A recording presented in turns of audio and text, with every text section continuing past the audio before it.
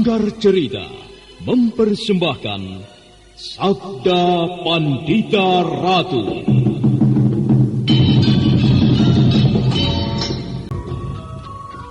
Sabda Pandita Ratu, naskah ditulis oleh Pondra Swasti Langit, diolah oleh Agus Nur Ismail, didukung oleh artis-artis terkemuka, Ferry Fadli, Eli Ermawati, M. Abud, Ivona Rose, dan lain-lain. Teknik dan montase, Ibing Arifin, dengan sutradara Dian Pertiwi. Sabda Pandita Ratu kali ini mengetengahkan episode yang ketiga dengan judul Purnama Kambang Ayun.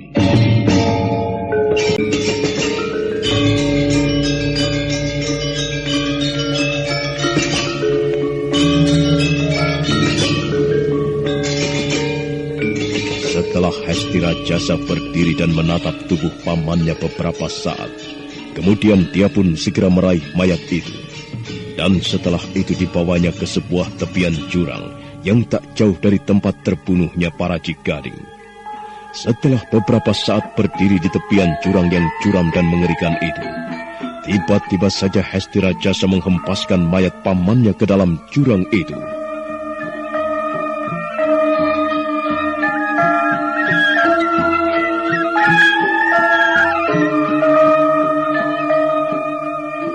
Mayat Paraji Gading kemudian langsung tergelincir, menyuruk ke bawah, dan langsung lenyap di telan gelapnya jurang. Sementara Hestirajasa sendiri hanya bisa meneteskan air mata setelah membuang mayat pamannya. Maafkan atas kelancanganku ini, Paman. Aku terpaksa membuangmu ke dalam jurang ini. Mudah-mudahan dengan begitu kau bisa tenang di alam sana. Aku berjanji, suatu saat aku harus bisa bertemu dengan nenek-nenek keparat itu. Dia harus mati di tanganku. Selamat tinggal, Paman. Dengan perasaan yang berat, Hestirajasa pun meninggalkan tempat itu. Hatinya nampak masih dibakar oleh dendam untuk membalas kematian pamannya. Matahari nampak mulai bergeser dari tempatnya. Angin berhembus menghempaskan pepohonan. Beberapa lembar daun yang nampak menguning jatuh luruh ke tanah. Sementara itu tak jauh dari tempat itu, Aryo Panumping dan Ken Siwi telah sampai di tempat itu. Ken Siwi kelihatan tersentak kaget ketika melihat sesosok mayat terbujur kaku.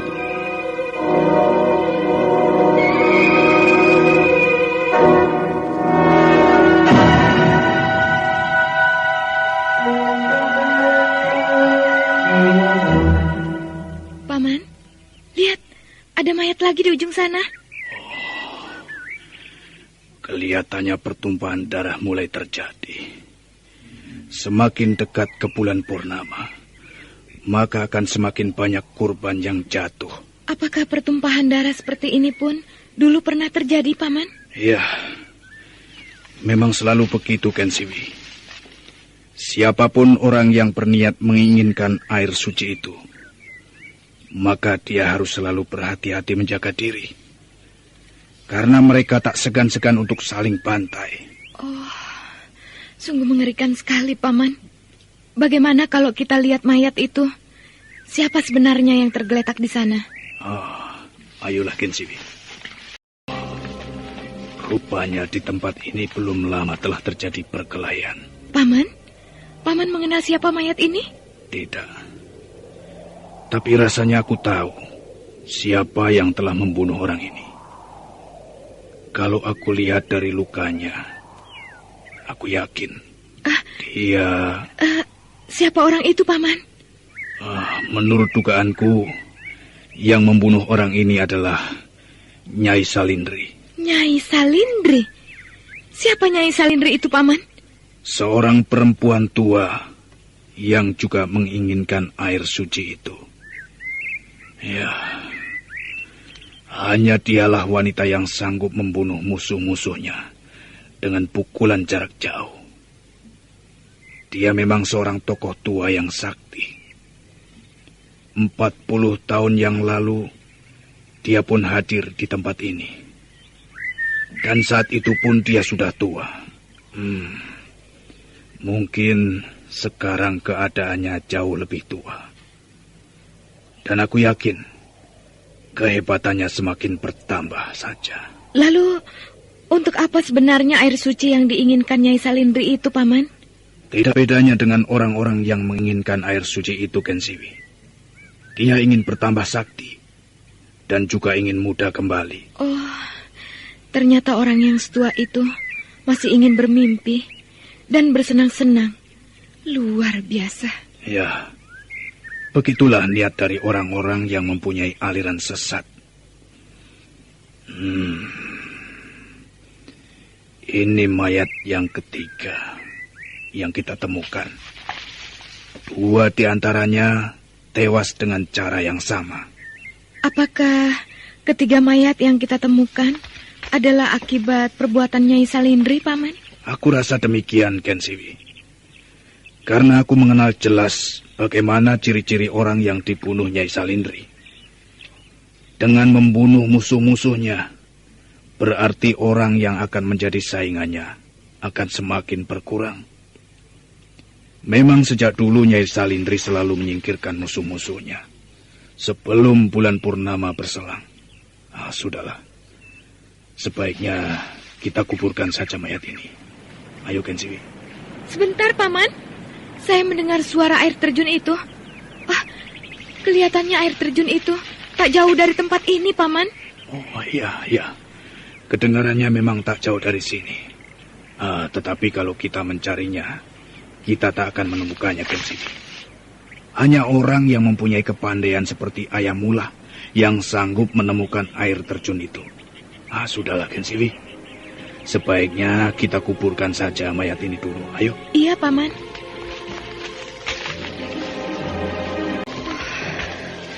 Mudah-mudahan kita tidak menemukan mayat lagi, Paman. Paman, saya mulai merasakan sesuatu di tempat ini. Keadaan di sini seolah-olah tidak wajar, Paman. Apa yang kau rasakan, Kensiwi? Saya tidak tahu, Paman. Sukar sekali untuk saya katakan. Tapi yang terasa sekarang, udara mulai terasa dingin, Paman. Keadaan seperti ini sebenarnya pernah Paman rasakan waktu itu. Perasaan kita seolah-olah tidak enak. Dan kita seakan-akan kehilangan arah untuk melangkah. Bukankah seperti itu, Kensiwi? Benar, Paman. Saya sendiri tidak tahu harus kemana kita melangkah. Ya, keadaan aneh seperti inilah yang melindungi air terjun Kambang Ayun dari orang-orang yang berusaha mendekatinya. Semakin dekat kita dengan tempat itu, maka keadaan aneh itu akan semakin kita rasakan. Lalu, bagaimana dengan orang-orang yang akan mendekati tempat itu, Paman? Ya, mereka tidak akan ada yang mampu mendekati daerah Kambang Ayun itu, kecuali bulan purnama nanti. Bukan main. Sungguh sebuah daerah yang aneh dan mengherankan. Kensiwi, kalau begitu kita lanjutkan perjalanan kita. Kelihatannya suasana mulai sore. Ayo. Tapi ingat, kau harus berhati-hati dan jangan mudah terpengaruh dengan keadaan aneh seperti ini, ya. Pusatkan saja pikiran pada kekuatan batinmu. Iya, Paman.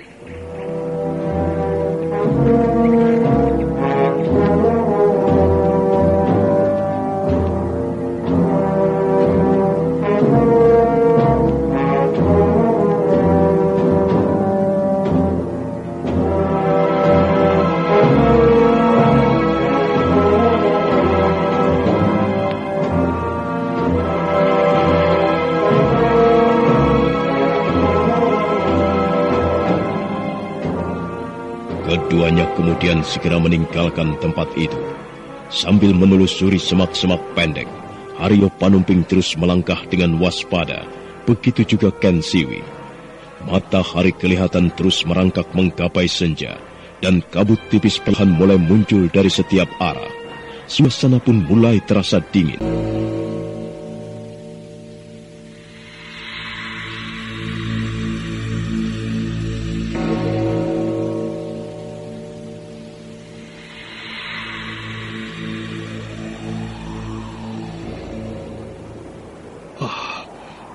Aneh, Kenapa tiba-tiba saja muncul kabut menyelimuti tempat ini?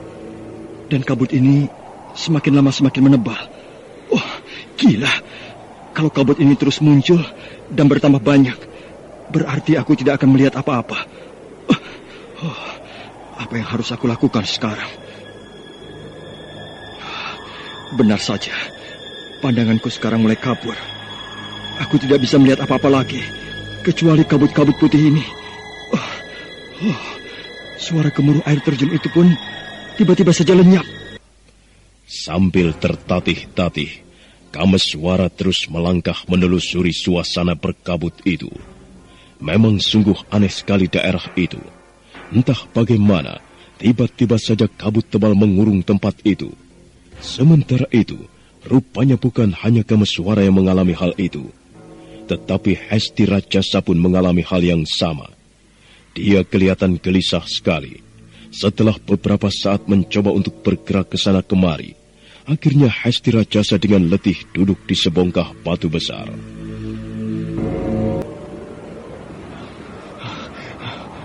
Keparat. Sekarang aku terkurung di daerah sial ini. Aku kehilangan arah untuk meninggalkan tempat ini. Keparat sekali.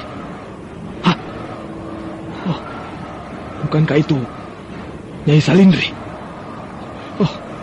Bagaimana mungkin tiba-tiba saja wanita renta itu ada di hadapanku? Bangsat! Bangsat!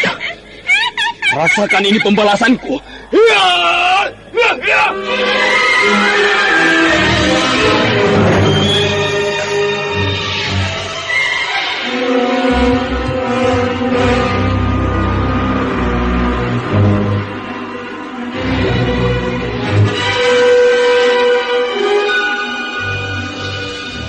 Dengan geram Hesti Rajasa menerjang bayangan Nyai Salindri ke sana kemari. Dia tidak sadar bahwa yang dia lakukan adalah pengaruh dari pikirannya sendiri.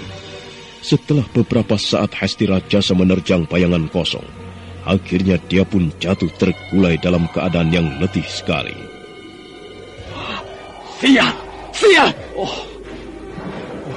Rupanya tadi aku hanya dipengaruhi bayanganku sendiri. Tempat ini benar-benar telah membuatku seperti orang gila. Apa yang harus aku lakukan untuk melawan suasana aneh di tempat ini? Paman Paraji Gading, seandainya saja kau masih hidup, tentunya aku akan mudah meninggalkan tempat ini. Keparat! Ini semua gara-gara nenek-nenek sial itu. Nyai Salindri, tunggulah saatnya nanti. Kau akan tahu siapa Hesti Rajasa itu.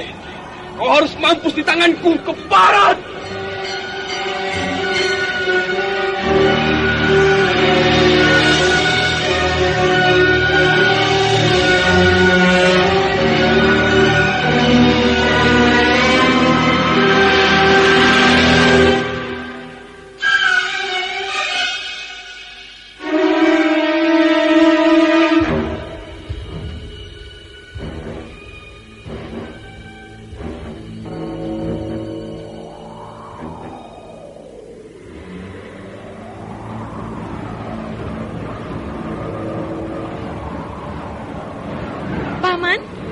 Kabut ini kelihatannya semakin tebal saja.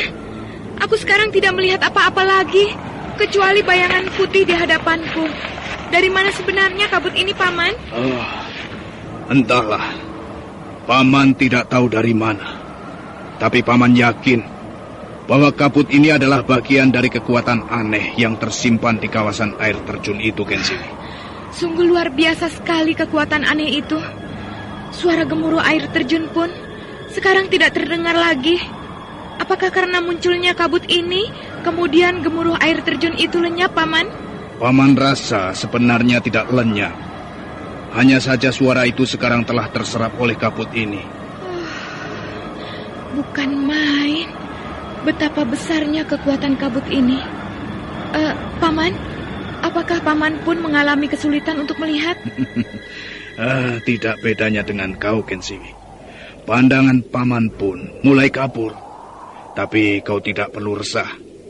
Pusatkan saja pikiranmu pada kekuatan batinmu. Keadaan ini akan berubah jika bulan purnama nanti muncul. Apakah kita akan diam di sini sampai bulan purnama besok muncul, Paman? Ya, mau tidak mau kita harus tetap bertahan di sini sampai bulan purnama besok. Meninggalkan tempat ini pun percuma, karena kita tidak bisa melihat suasana di sekitar kita. Kalau kita bersikeras untuk tetap melangkah, nanti salah-salah kita akan celaka sendiri. Di daerah ini terlalu banyak jurang yang curam dan mengerikan. Sudahlah. Kau tidak perlu resah memikirkan untuk meninggalkan tempat ini, Kensimi. Tidak, Paman. Nah, sekarang sebaiknya kita bersemedi saja. Dengan begitu, kita akan lebih tenang dan dapat menguasai keadaan ini. Iya, Paman. Nah, sekarang duduklah. Kalau tidak salah, di sekitar kita ini banyak bongkahan-bongkahan batu besar. Ketika malam telah merayap sempurna, suasana di sekitar Kambang Ayun pun tetap tak berubah. Kabut kelihatan masih tebal, dan hawa dingin masih mengurung. Semua itu karena sang purnama belum sepenuhnya bercahaya. Sementara itu di tempat lain yang tak jauh dari tempat itu, seorang laki-laki tua berdiri dengan termangu menatap ke sebuah tempat. Laki-laki tua itu tak lain adalah Ki Ageng Pesanggaran. Oh, jagat Dewa Batara. Sebentar lagi akan muncul pertumpahan darah menyelimuti tempat ini. Hanya karena air suci itulah mereka saling baku hantam. Ya, jagat Dewa Batara. Kenapa air suci itu harus ada? Apakah semua ini hanyalah niatmu untuk menguji hati kami semua? Kalau memang demikian, maafkanlah kelancanganku yang kembali ingin melenyapkan air suci itu. Karena air suci itu hanya akan membawa kehancuran bagi kami.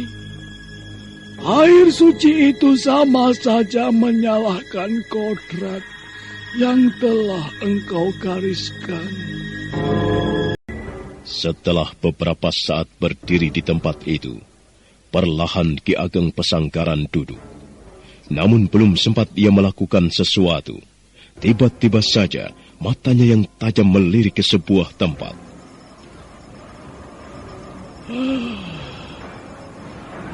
Rupanya ada seseorang yang tengah memperhatikan aku. Aku harus berhati-hati. Siapa sebenarnya orang ini? Sosok bayangan yang mendekati Ki Ageng Pesanggaran tak lain adalah Nyai Salindri. Melihat kedatangan Nyai Salindri yang tiba-tiba itu, Ki Ageng Pesanggaran tidak terkejut sedikitpun. Bahkan dia memalingkan wajahnya ketika wanita tua itu berhenti di sampingnya. Nyai Salindri tersenyum melihat sikap orang yang didekatinya. Meskipun kabut tebal telah menutup daerah itu, rupanya dua tokoh sakti ini tak pernah merasa terganggu untuk saling berbicara.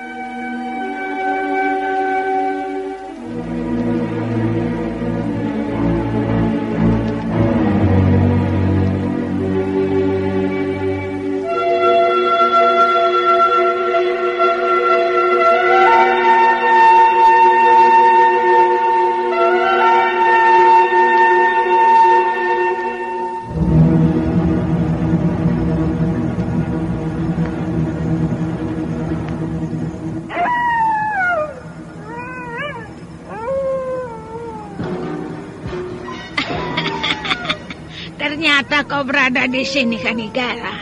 Sebenarnya sejak dari tadi aku mencarimu. Kelihatannya kau tidak terkejut melihat kehadiranku.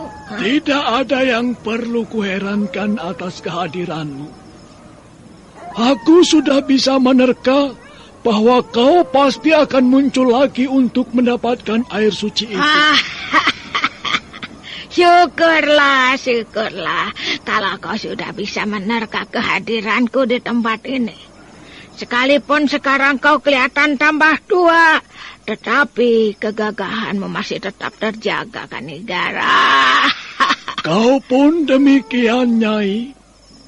Sekalipun sekarang kau semakin tua, namun semangatmu tidak pernah sirna untuk mendapatkan air suci itu. Tetapi sungguh disayangkan, seharusnya orang-orang yang seusia kita ini tidak perlu lagi memikirkan tentang duniawi.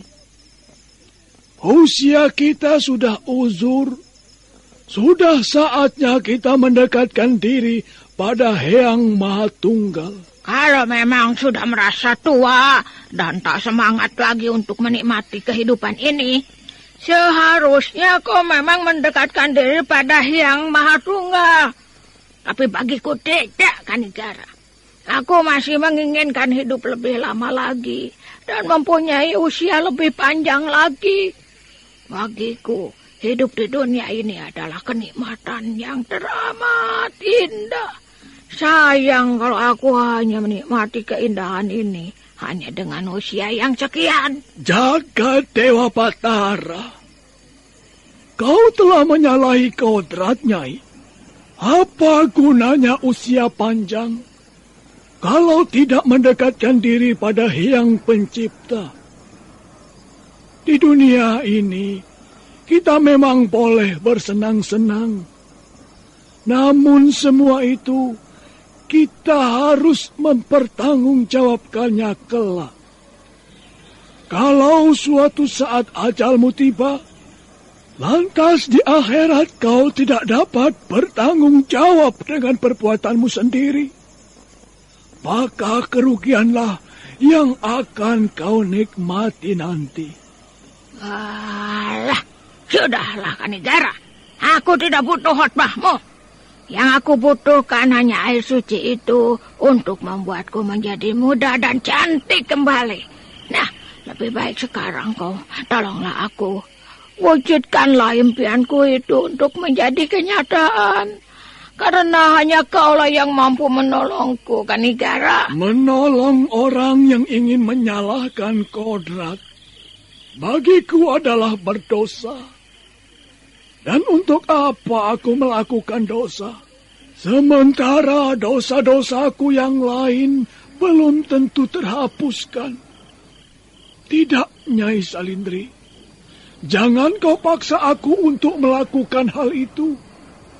Sadarlah, Dewata Agung sangat marah jika kita menyalahi kodrat. Aku tidak peduli dengan para dewa. Apapun resikonya, air suci itu harus tetap menjadi milikku, Kanigara. Sekali lagi, kau mau menolongku atau tidak? Kalau mau, katakanlah mau. Dan kalau tidak, kau pun harus mengatakan tidak. Aku tidak butuh sesorahmu. Jawablah, jangan sampai membuatku penasaran. Baiklah. Dengarkan. Aku tidak bisa membantumu.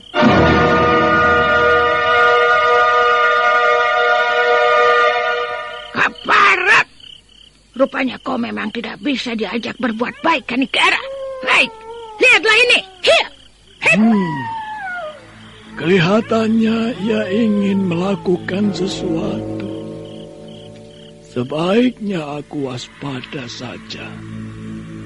Bisa jadi ia ingin berbuat jahat padaku karena keinginannya tidak kupenuhi.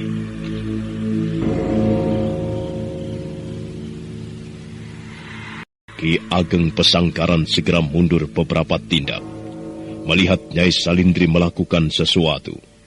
Sementara Nyai Salindri yang merasa kecewa dengan kata-kata Ki Ageng Pesanggaran, sambil memejamkan matanya, dia mulai bergerak melakukan gerakan aneh. Tangan-tangannya yang tua dan keriput itu meliuk-liuk bergerak seperti gerakan sebuah tarian. Dan tak lama kemudian, perlahan-lahan Nyai Salindri berubah menjadi seorang gadis cantik.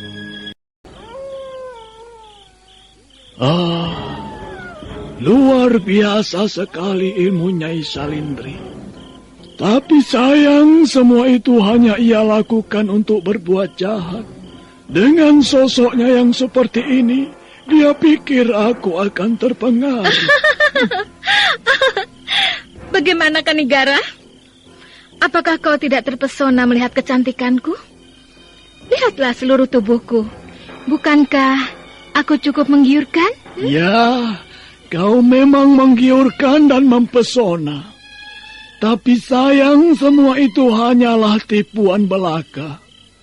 Bagiku kau tetap Nyai Salindri yang tua dan rapuh. Sudahlah, Nyai. Kau tidak perlu bermain-main dengan ilmu yang tidak berarti apa-apa bagiku. Aku tidak percaya kalau kau tidak menyukaiku. Kanigara, kemarilah. Kemarilah. Bukankah udara di sini cukup dingin? Apakah kau tidak ingin menghangatkan tubuhmu? Mendekatlah kemari. Aku akan membuatmu hangat dan bermimpi yang indah. Percuma kau mencoba mempengaruhi aku. Semua itu tidak berarti apa-apa bagiku. Kita sudah cukup tua untuk melakukan perbuatan tercela ini, Nyai. Sadarlah, usahamu hanya akan menjadi sia-sia saja. Jangan menipu diri sendiri, Kanigara. Aku tahu, kau mulai terpesona. Baiklah, kalau begitu, aku yang akan menghampirimu. Dengan lembut Nyai Salindri mendekati Ki Ageng Pesanggaran. Ki Ageng sendiri mundur beberapa tindak sambil meraih sebuah batu dari sela-sela kain yang mempelit pinggangnya. Melihat Ki Ageng Pesanggaran mundur beberapa tindak, Nyai Salindri tersenyum sambil menghentikan langkahnya. Belum memiliki air suci itu saja, tingkah lakunya sudah memuakkan. Apalagi kalau ia telah memilikinya. Mungkin keadaannya akan lebih parah dari ini.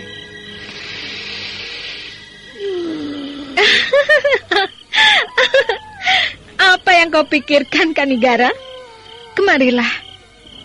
Kenapa harus mundur? Sudahlah, Nyai. Kembalilah pada wujudmu semula. Nanti kau akan menyesal sendiri. Menyesal? Menyesal? Seharusnya yang menyesal adalah kau, Kanigara. Kenapa kau tidak menikmati keindahan yang sedang kau lihat ini? Apakah kau sungkan?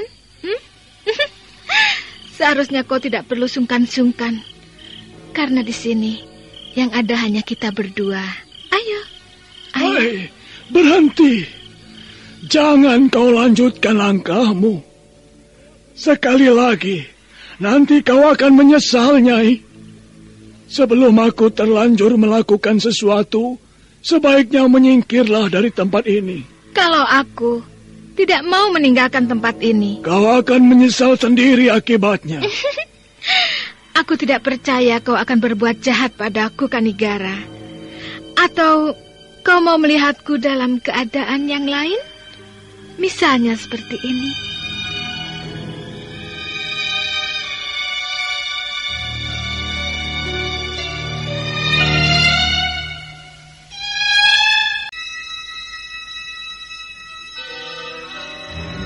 Sambil tersenyum genit, Nyai Salindri melucuti pakaiannya satu persatu.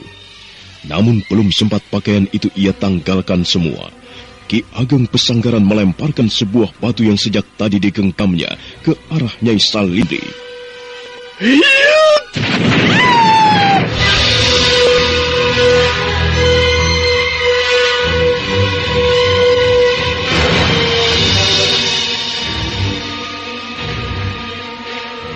Sekejap itu juga, Nyai Salindri berubah pada wujudnya yang asli. Sementara itu, Ki Ageng Pesanggaran sendiri telah lenyap dari hadapan Nyai Salindri. Dia telah melindungi dirinya dengan ajian panglimunan. Dengan rasa sakit yang masih dirasakannya, Nyai Salindri berteriak-teriak memaki Ki Ageng Pesanggaran. Kebaran kau, Kanigara! Aduh, jangan coba-coba bersembunyi dengan ajian panglimunanmu. Ayo, tampakkanlah dirimu keparat. Sudah sejak dari tadi aku katakan, jangan coba main-main dengan ilmu rendah itu. Tapi kau masih saja tidak mau mendengarkan kata-kataku. Ya, itulah akibatnya. Nah, bagaimana sekarang? Apakah kau masih penasaran denganku? Jangan banyak bicara. Tunjukkanlah wujudmu, tua bangka. Kita bertarung secara terang-terangan. Maaf, Nyai. Bukan aku tidak mau meladenimu. Semua itu hanya akan membuang-buang waktu saja. Kalau kau masih penasaran denganku, malam purnama nanti kita bertemu. Nah, selamat tinggal, Nyai. Keparat kau, Kanigara. Laki-laki pengecut. Kalau saja tadi kau menampakkan dirimu, mungkin tubuhmu sudah habis kucabik-cabik. Baiklah. Mungkin hanya pada bulan purnama besok semuanya akan terwujud. Air suci itu tidak boleh dimiliki oleh orang lain. Akulah yang harus memilikinya. Karena hanya dengan air suci itu, semua impian dan cita-citaku akan terwujud. Baiklah, untuk sementara aku akan bersabar menunggunya sampai malam purnama besok. Hip, hip.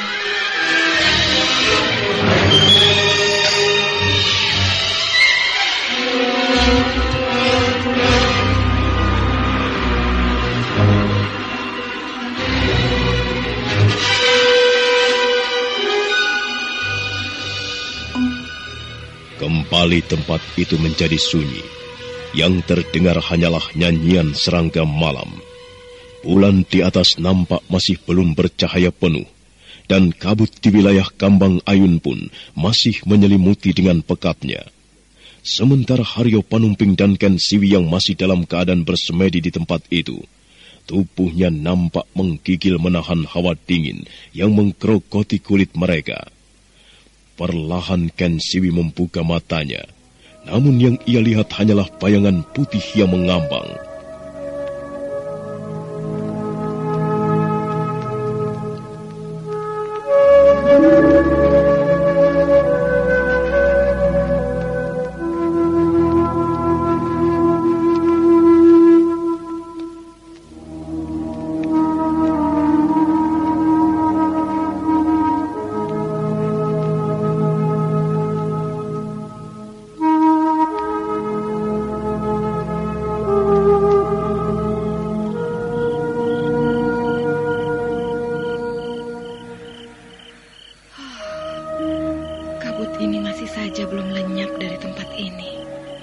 Bosan rasanya aku menunggu lama-lama seperti ini.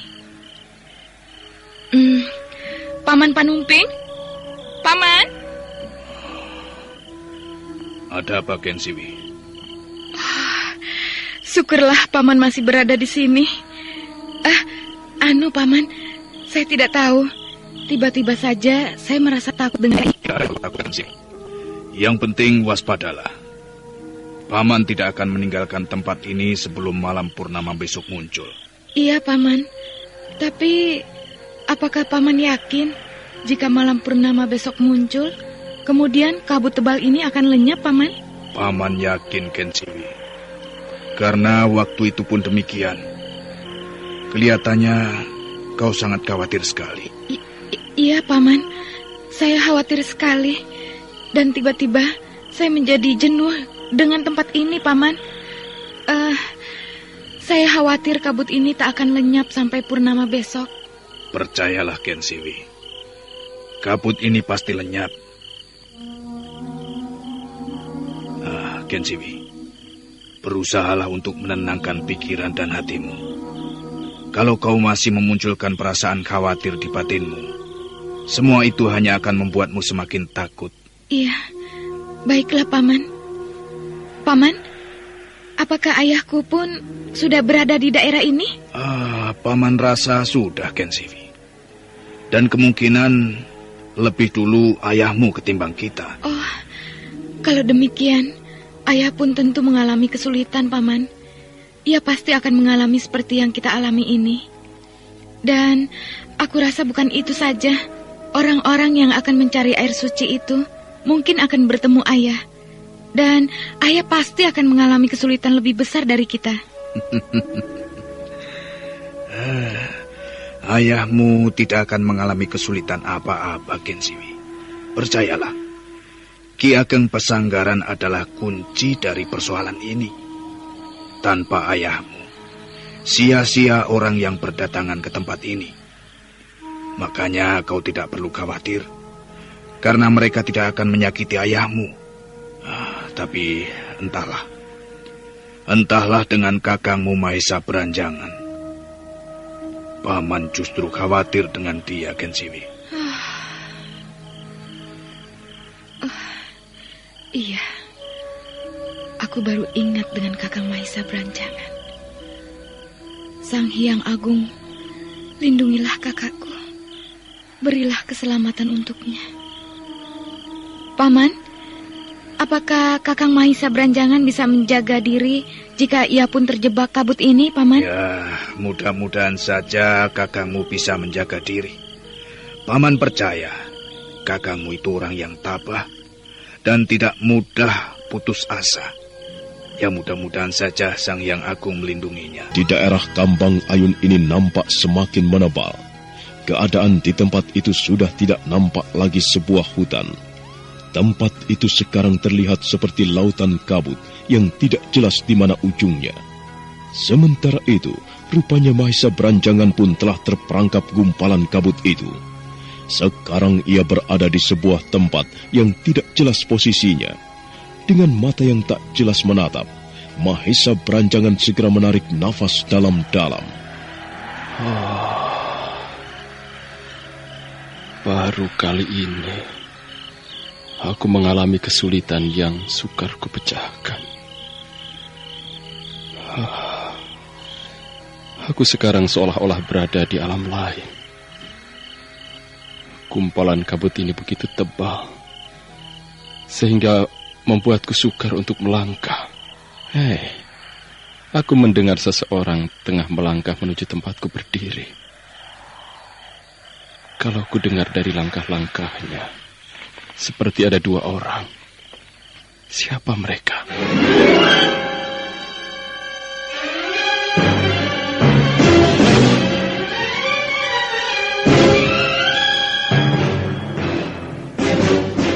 Mahesa Beranjangan tidak beranjak dari tempatnya. Dia biarkan dua orang yang melangkah mendekatinya. Sambil bersiap-siap mengatur posisi, Mahesa Beranjangan menarik nafas panjang. Nah, siapakah dua orang yang tengah melangkah mendekati Mahesa Beranjangan itu? Saudara pendengar, untuk mengetahui jawabannya, nantikanlah kelanjutan kisah ini dalam seri berikutnya. Sampai jumpa.